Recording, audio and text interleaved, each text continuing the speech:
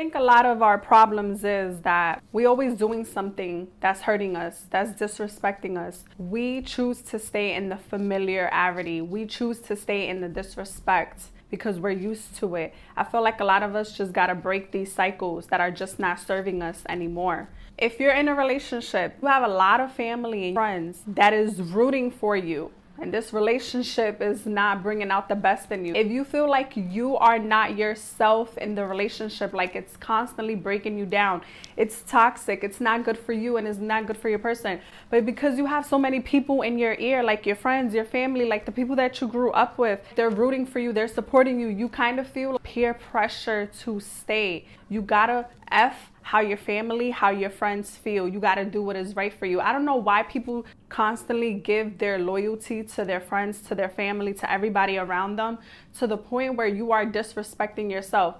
Y'all don't notice how many people, they stay loyal to everybody but themselves? You need to be loyal to yourself before you be loyal to anybody else. You need to respect yourself. You need to love yourself. You need to fill your own cup before you fill someone else's cup. I am the type of girl that I do not believe in being around family members or toxic relatives or hating, jealous people that I'm related to just because I'm related to them, just because I grew up with them. If you are a very fake, envious, and you want the worst for me, family member, relative, friend, partner, I am going to get rid of you. I am going to cut you off. I am never that type of person that is going to keep tolerating you, going to keep being around you, accepting disrespect, being disloyal to myself because I choose to be loyal to you. Like, I don't believe in that shit.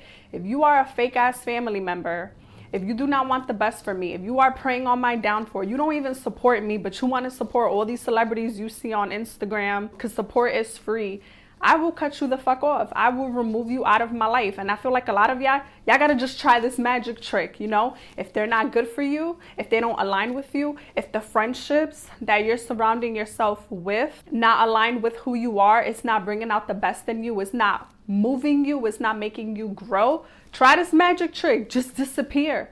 You know, remove them from your life. Put yourself first. If being loyal to other people means that you gotta minimize who you are, you gotta make yourself feel small, you gotta kind of like hide and put yourself in a box and a bubble because you scared other people is gonna make you feel some type of way because you want to grow, because you want to elevate, you are surrounding yourself with the wrong people. That is not your crowd. You gotta have some type of self-respect. You gotta have some type of love for yourself. You have to just learn to walk away from people and situations and environments that are hurting you, that are not making you grow. I'm so detached from family members that do not want the best for me.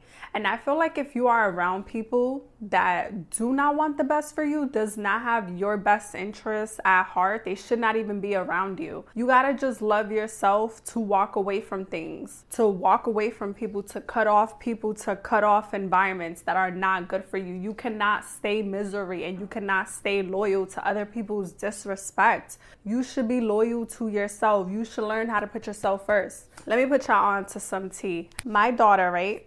She just turned 7 years old. She was close friends. She was best friends with a girl that, she's such a mean girl. She has like bad energy, and who she's raised by, that girl, like who she's raised by, I don't like how she raised her kids. I don't like the way she talks to her kids. I don't like the type of household that she runs. So when I would hang out with the mom, because my daughter and her daughter were close because they were in the same class, I always had a bad feeling. I always had people tell me like, oh, don't have your daughter around her because they're really bad influence and you don't want that rubbing off on your daughter. Like, I knew my daughter hanging out with that girl was gonna be problems, and they eventually became problems. Like, I would get calls from my daughter's school that her and that girl got into a fight because, you know, she tried to control my daughter, who she could be friends with, who she can be friends with.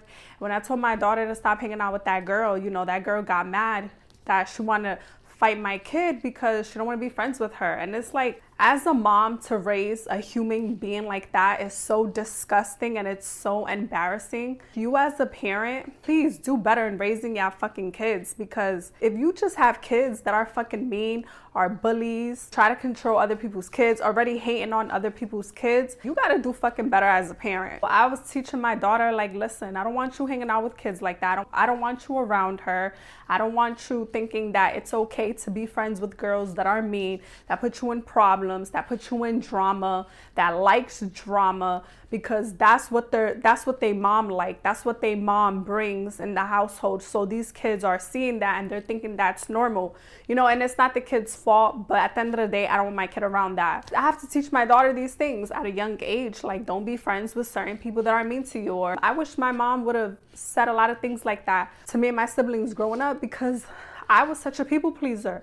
And when you are a people pleaser, it's the fucking worst, because all you want to do is please everybody. You want to make everybody else happy. But what does that do for you? You trying to make everybody else happy is going to make you depressed. It's going to make you stressed out. You kind of lose your identity, because your identity kind of evolves around everybody else's personality, because you want to fit in so much. And, you know, I'm 30 years old. I'm not a people pleaser anymore. I say no to things that I don't want to be around. I don't want to be a part of. I don't want to go to. It is okay to say no. It is okay to outgrow people that you guys are on different journeys. They don't relate to you anymore. You don't relate to them anymore. When y'all around each other, it feels so weird. It feels so awkward. It feels so different. Part of life, you're going to evolve. You know, you should evolve for the better. You should be different for the better. You should try to stand out for the better. Stop trying to fit into a crowd that what? They're going to talk bad about you at the end of the day, because you want to elevate, because you want to be different, because you want to grow.